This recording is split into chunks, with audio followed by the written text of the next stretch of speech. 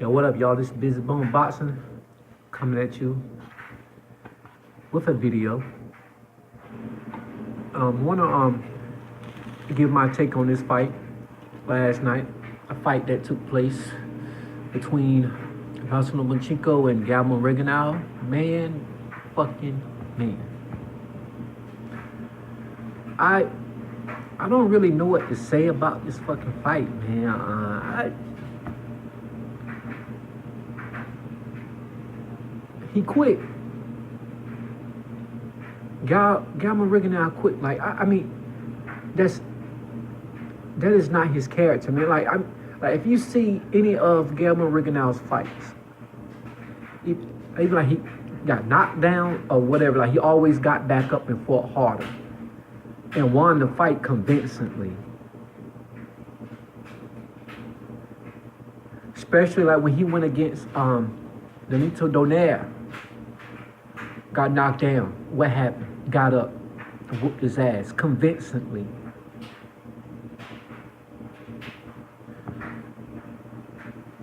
So, my man couldn't get a fight.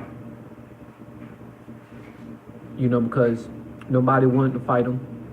Santa Cruz ducked him, of course, saying that it was a boring fight. You know? So like nobody wanted to fight this man. Bob Arum, you know, did him dirty. Did him real dirty. Because what Bob wanted was for Rico to take a dive. You know, and trying to put Donaire up there with the greats, huh? So Rigondeaux couldn't get a fight. So he been calling out Lomachenko for the longest. And you know, been taunting him, you know, going back and forth, you know, on his Twitter, going at Lomachenko. So finally like the fight gets made, but see, but here's the problem. Rigondeaux had to go up 2 weight classes. 2 fucking weight classes to fight the so-called best fighter on the fucking planet. 2 weight classes, y'all. Keep in mind, 2 weight classes. Couldn't beat him at a catch weight. Can't fight him at a catch weight. I mean, everything was all for Lomachenko in this fight. The judges, the fans, the commentators. Oh my God. The fucking commentators. You know, that's why, man. That's one of the reasons, man, like, you know, why I'm so fed up, man. Because, like, nobody likes to be fair nowadays, man. Like, especially, like, with this fucking commentating shit. But, back on this motherfucking fight, man. Guillermo Rigondeaux quits. Now, he said that he hurt his hand. What round? I don't know. But he said his hand was hurting. Because I was looking at the damn fight, and I'm saying, well, what would make him quit? He wasn't being brutally dominated. So what would make this man quit? And it shows that the weight was a big factor, man. The weight was a big factor.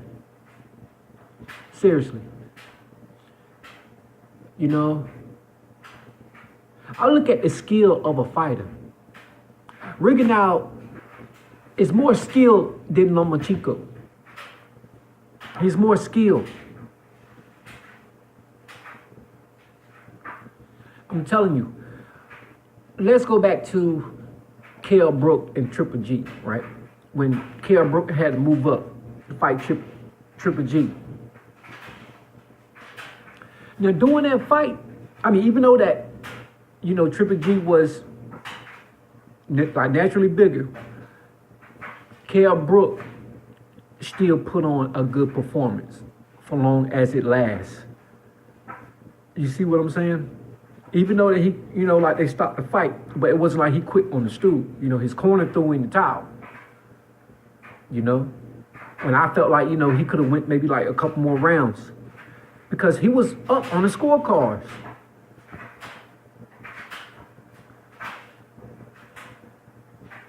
And Kell Brook is more skilled than Triple G. But Triple G still won the fight. See, when it comes to Guillermo Rigondeaux, man, we all know what Guillermo Rigondeaux can do, man. The dude is like technically sound.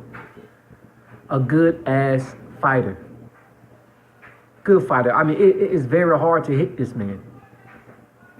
And I know, like, just by looking at this fight, I said something is off, man. Something is very off with Rigondeaux. Because the first round, I can tell, like, the first round's a fill-out round. But still, I noticed something, just wasn't right. And you can tell, man, like, the size difference. The size, people say that, oh, man, like, nah, man, that's, you're making excuses, man. He lost. Oh, okay, yeah, he lost, man. But the dude had to go up 2 weight classes. On top of that, if it would have went to the judges, I feel like it would have been a close fight if Rigondeaux would never quit. If it went to the judges, like he would have lost. I mean, Rigondeaux could have dominated 8 rounds, and he still would have lost. Come on, man. If you don't believe me, what I'm saying? Like, go back to that fight. Floyd Mayweather and Canelo. Floyd won every fucking round, but guess what? You got a 114 draw. Yeah. And I feel sorry for Rigondeaux, man. Like, and to tell you the truth, I don't want to see him back in the sport, man, because as much as, like, I hate to say that, man, but, like, they just did my man dirty. I mean, like, they stripped him, man. They stripped him of his title.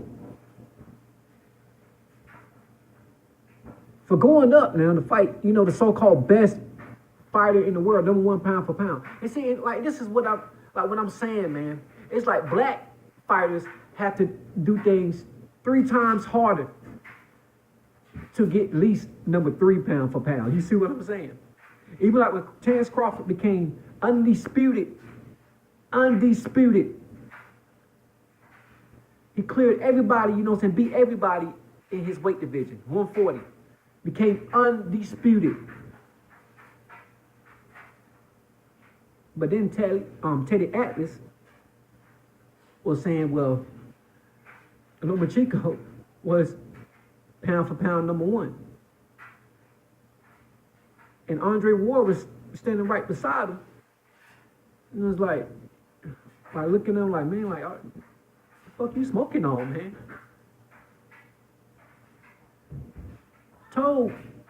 He told Andre Ward that Terence Crawford is sneaking up on you for the #2 spot for pound. Like this motherfucker with 9 wins. For real. Nigga got 1 loss. And that loss came from Salido. But people just throw that out the, out the window because, hey, like that don't mean nothing. And I see a lot of people in the boxing world giving Lomachenko full credit. No, man. No. He don't get no motherfucking full credit for me. For somebody that had to come up 2 fucking weight classes. You couldn't even fucking meet him at a catch weight, but have a motherfucker jump up 2 weight classes because you know that his skills is better than yours. So you had all the fucking advantages. I don't give a fuck, man.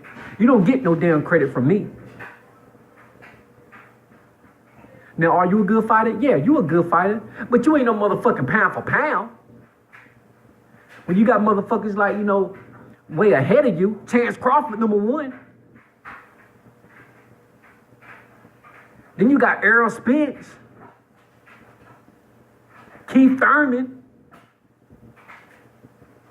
the so-called fear fighter, Triple G, Canelo. But all of a sudden, like, this guy come out of nowhere, Lomachenko. Oh yeah, like he's like the best fighter we ever seen. Oh, look at the footwork. Ah, yeah, the taunt and all that shit. Come on, man. Man, we seen this shit before, man. And now people getting all on their high horses talking about, oh yeah, like, well, he would have beat Floyd Mayweather, you know, like he's that good, man. No, fuck that, man. Floyd would fucking destroy Lomachenko. Destroy.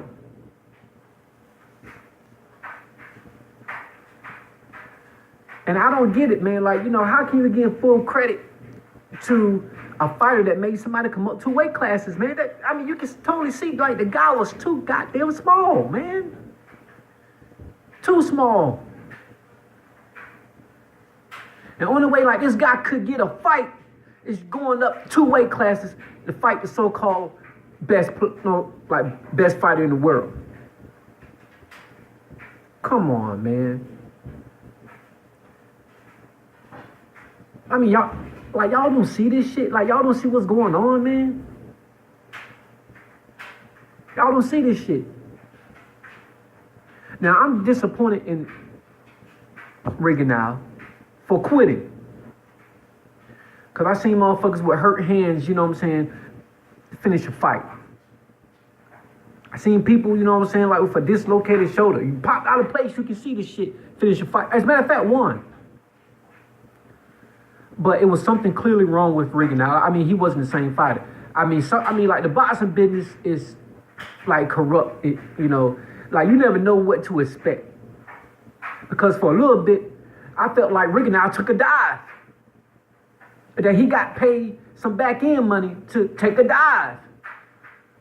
Because it wasn't nothing special that Lomachenko done in this damn fight. But I'm telling you, like, it wasn't like he was like completely dominating Rigondeaux, man. Rigondeaux just quit talking about his fucking hand. Come on, man.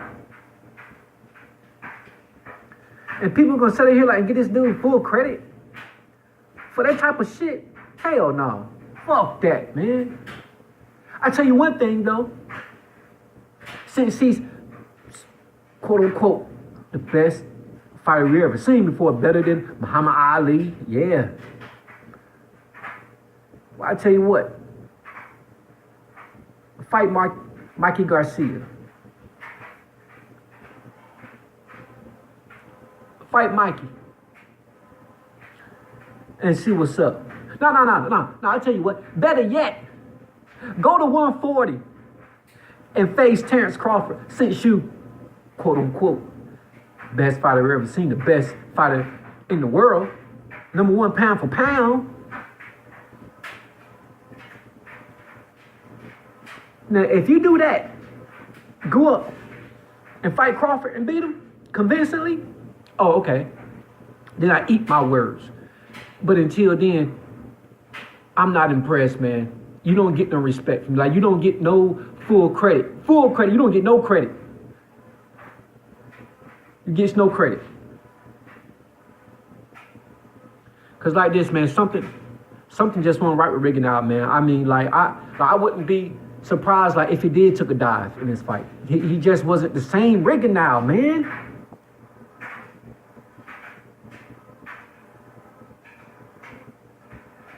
Almost bring me back a long time ago to that fight with Manny Pacquiao and Clottey. Remember, like, when Clottey, like, didn't throw no damn punches and shit? He just stayed in a defensive shell? Yeah. And you know something was up, because Clottey don't fight like that, man. But I feel sorry for Rigondeaux. I mean, I really do, man. Like, the dude, like, been treated so badly in the sport, man. So badly. And they want to get him, you know, like, just get him up out of there. And if Terrence Crawford was smart, he would leave Bob, like, immediately. Leave Bob, man. This dude is, I'm telling you,